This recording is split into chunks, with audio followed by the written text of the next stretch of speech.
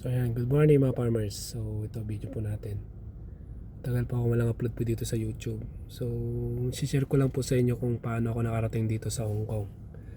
So saglit lang po ito mga farmers. Nakita nyo naman dati akong farmers pa no. Magbubukid pa rin naman kahit umuwi tayo sa Pilipinas.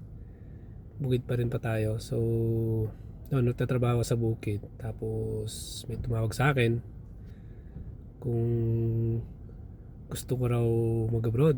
So sabi ko, saan? Sabi ko, Hong Kong, sabi ka. So yun, nakita niya kung anong ginagawa ko sa bukid, ang hirap.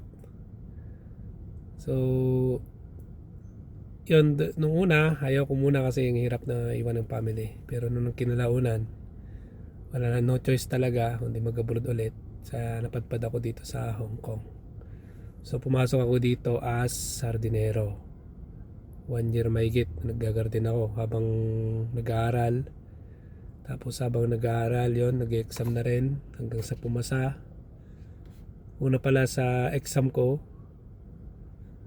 pasado yon sa written. Tapos pangalawa, yung final ng exam dyan sa driving, bumagsak ako. Kaya nag-aaral ako ulit. And then pumasa na yon. Ngayon nagda-drive na ako. So ganun lang kabilis pa ano. Pero nung unang hirap.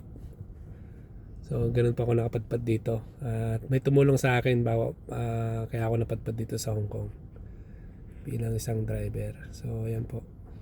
Maraming salamat.